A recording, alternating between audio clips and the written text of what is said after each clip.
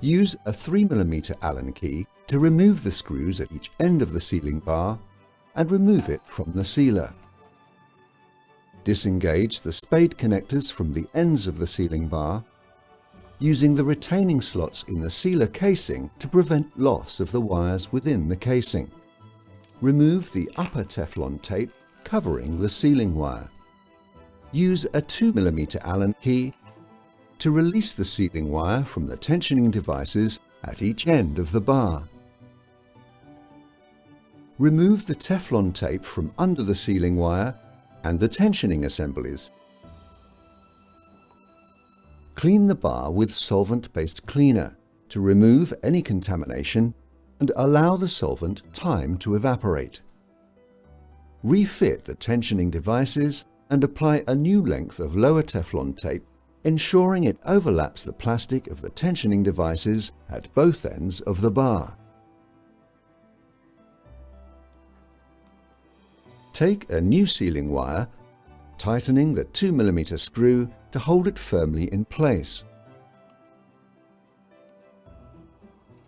Pull the wire along the length of the sealing bar and trim it off level with the inner edge of the screw recess. This will give you enough length to feed the wire into the second tensioning device.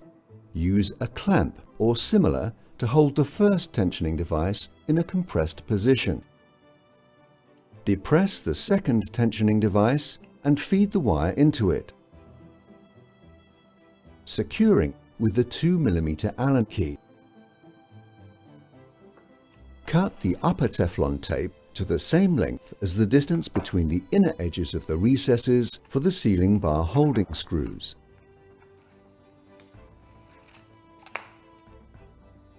Place the length of upper Teflon tape flat on the work surface. Cut slits partway across the tape, level with the inner edges of both tensioning devices. Remove the backing from the adhesive strip along one side of the tape and place the bar onto it so that the edge of the tape aligns with the top edge of the bar as shown.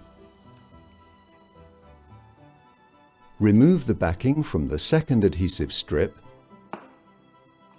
Wrap the tape and press the adhesive strip onto the bar. Stick the small end flaps to the sides of the tensioning devices. Release the cables from the retaining slots and reconnect the terminals. Reposition the sealing bar on the machine and secure it with both screws.